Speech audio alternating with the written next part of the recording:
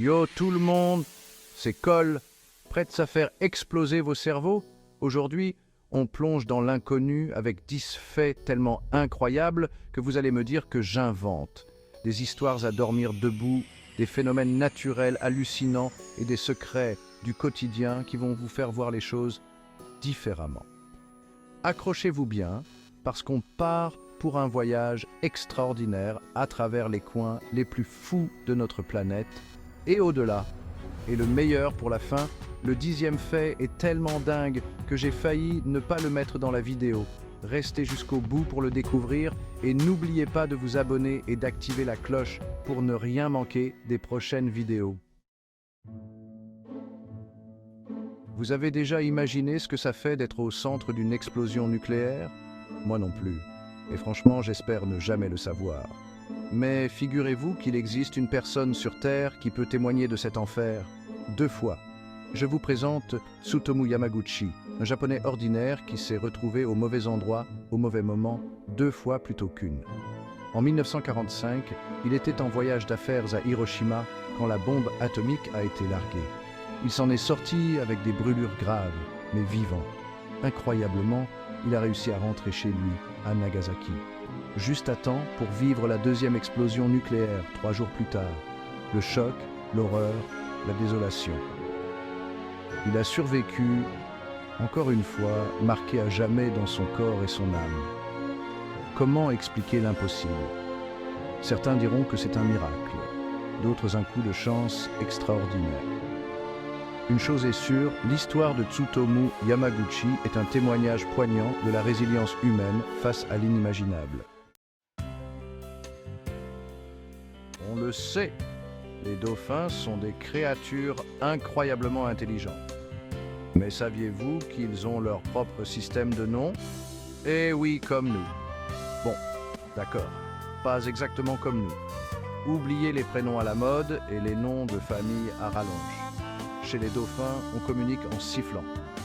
Chaque dauphin développe un sifflement unique qui lui sert de carte d'identité sonore.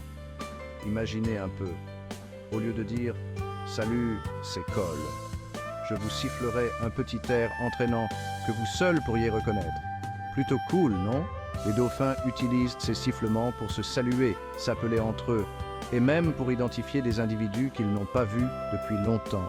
C'est fascinant de voir comment la communication animale peut être complexe et sophistiquée, et dire qu'on les appelle animaux. On a l'habitude de voir notre belle planète bleue sur les photos prises de l'espace. Mais imaginez un instant que la Terre était violette. Ça vous paraît complètement fou? Et pourtant, des scientifiques pensent que c'était peut-être sa couleur il y a des milliards d'années.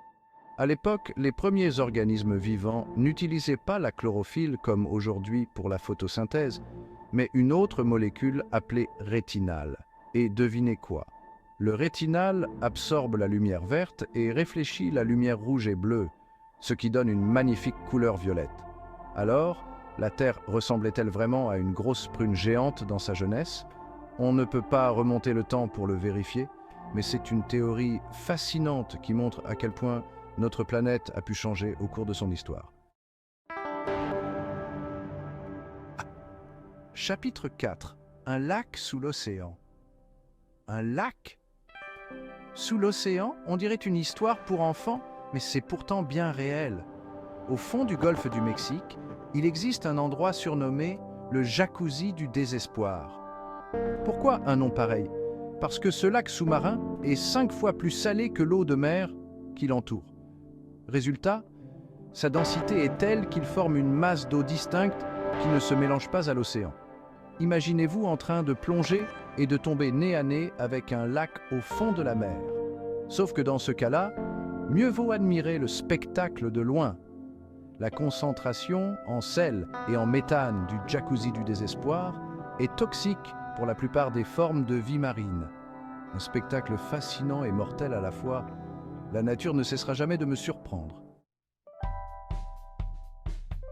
Chapitre 5.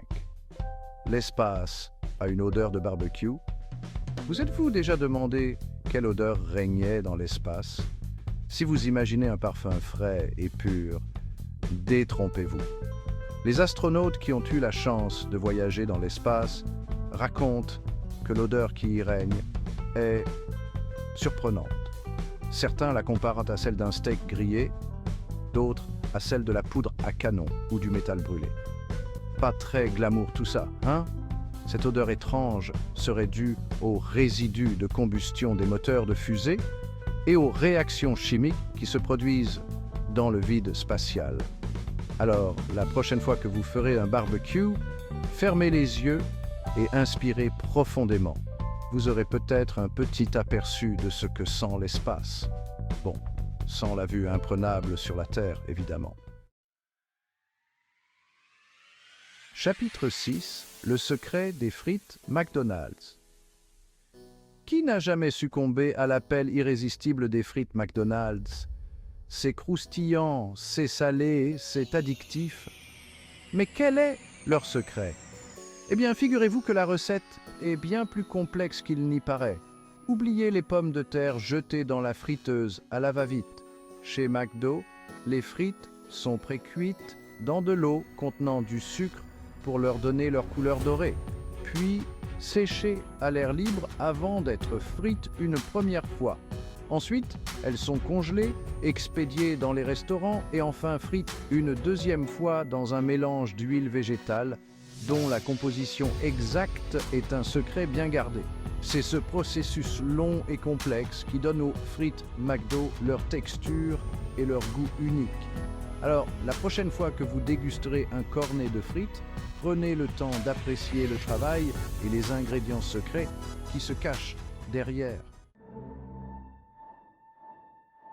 Chapitre 8. De la glace sur Mercure. Mercure, la planète la plus proche du Soleil. Une boule de roche brûlée où il fait plus de 400 degrés Celsius le jour, et pourtant, elle abrite de la glace. Contre-intuitif, n'est-ce pas? Et pourtant, c'est bien vrai. Des observations radars ont révélé la présence de glaces d'eau dans les cratères polaires de Mercure, là où les rayons du Soleil ne pénètrent jamais. Ces cratères, plongés dans une obscurité glaciale, agissent comme des pièges à froid, conservant la glace pendant des milliards d'années. C'est fascinant de voir comment des éléments aussi opposés que le feu et la glace peuvent coexister dans l'univers. Mercure nous prouve une fois de plus que l'espace est plein de mystères et que la réalité peut dépasser la fiction. Jacques chapitre 9. Les flamants roses deviennent roses grâce à leur alimentation. Qui n'a jamais été émerveillé par la beauté des flamants roses? Leur plumage flamboyant est un véritable spectacle pour les yeux. Mais saviez-vous que leur couleur rose n'est pas innée? Eh oui, les flamants roses naissent gris. C'est leur alimentation qui est à l'origine de leur couleur si particulière. Ils se nourrissent principalement de crevettes, d'algues et de crustacés riches en caroténoïdes, des pigments naturels qui donnent leur couleur aux carottes, aux tomates et aux flamants roses. Au fur et à mesure que les flamants roses ingèrent ces aliments, les caroténoïdes s'accumulent dans leurs plumes, leur donnant cette teinte rose si caractéristique. En quelque sorte, les flamants roses sont ce qu'ils mangent. C'est fascinant de voir comment la nature peut influencer l'apparence des animaux de manière aussi surprenante. Chapitre 10. Les langoustes communiquent en urinant. Accrochez-vous bien parce qu'on arrive au fait le plus incroyable de cette vidéo. Vous êtes prêtes? Les langoustes communiquent entre elles en urinant. Oui, vous avez bien entendu, ces crustacés ont une méthode de communication pour le moins originale. Ils projettent des jets d'urine sur leurs congénères pour leur transmettre des messages. Loin d'être un manque de savoir-vivre, l'urine des langoustes contient des substances chimiques qui leur permettent de se reconnaître, de signaler leur présence et même de séduire un partenaire. C'est une façon de communiquer pour le moins parfumée, mais terriblement efficace. Le monde animal nous réserve décidément bien des surprises. Et c'est déjà la fin de ce voyage au cœur des faits incroyables. J'espère que vous avez pris autant de plaisir à le regarder que j'en ai eu à le réaliser. Quel fait vous a le plus surpris? Dites-le moi dans les commentaires, j'ai hâte de vous lire. Et si vous en voulez encore plus, n'oubliez pas de vous abonner à la chaîne pour ne rien manquer des prochaines vidéos. Activez la cloche des notifications pour être sûr de ne rien rater.